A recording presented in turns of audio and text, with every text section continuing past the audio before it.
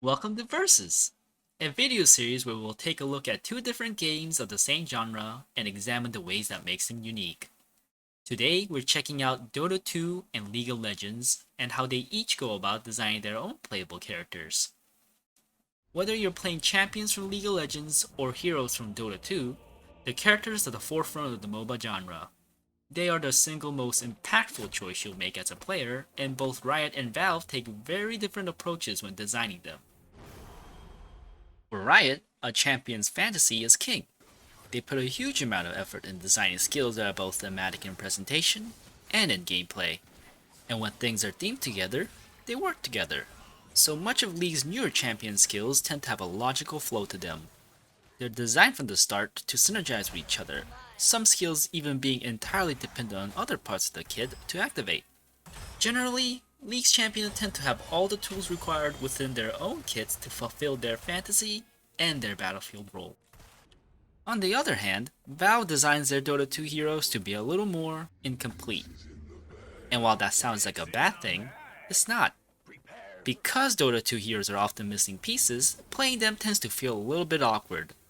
Whether it's the lack of mobility, a slow casting animation, or an easily interruptible channeling skill, many Dota heroes feel like they need something else to smooth out their kit.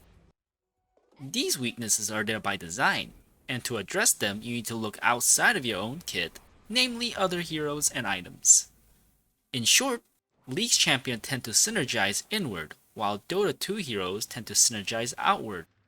The difference in philosophy has caused interesting developments in the two games over time. A side effect of Riot designing around the fantasy is that it typically includes the probable gameplay role, and naturally the champions that share the same roles also tend to share the same weaknesses and strengths.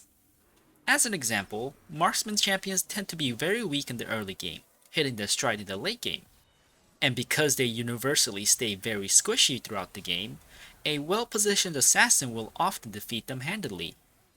However, the assassins typically struggle against tanks, who they can't bring down during their short burst window. This results in a game where the intended role of a champion tends to have greater importance in rounding out a composition than individual champions. In contrast, heroes in Dota 2 aren't designed to fit any predefined role, but rather just given a set of tools, then sorta kicked out the door. And due to the dependent natures of their kit, your lane partner's choice can often make a dramatic difference in the effectiveness of your lane. In League, it isn't a coincidence that the roles that have the most dependent kits tend to be the two positions that go bottom, the only dual lane in the game. 6 out of the 10 players have to play relatively solo, thus having a self-reliant kit is more important. However, in Dota, there are 2 dual lanes, so 8 out of the 10 players play with a teammate. And since everyone's able to frequently teleport across the map to help other lanes, having a more dependent kit isn't as big of a problem as it would be in League. Another design byproduct comes in the way of items. League's items don't normally change the way a champion plays, but rather augment their already established playstyles.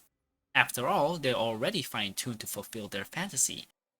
They also tend to be more reactionary purchases, bought to adapt against your enemy's composition with mostly passive benefits and stats.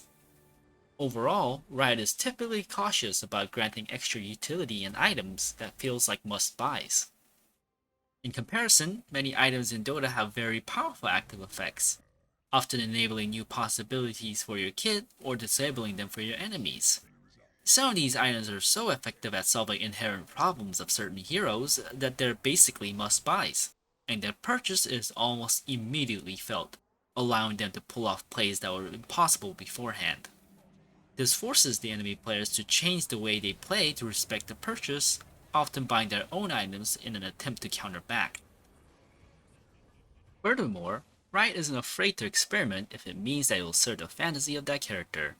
A champion might have a whole new resource system, or a different auto attack mechanic altogether, resulting in champions that feel wholly unique and thematic. So, what's the verdict? Well, that's up to you. You might prefer League of Legends if you want a satisfying experience in one neat package, whether you want to feel like a wandering samurai wielding the wind itself, or just a 6-year-old girl trying to count to 5. League of Legends has someone for you. Or maybe you'd prefer Dota 2, where the game is more flexible and the synergies between you, your allies, and the items can interact in powerful or hilarious ways. What do you prefer one way or the other? Thanks for watching!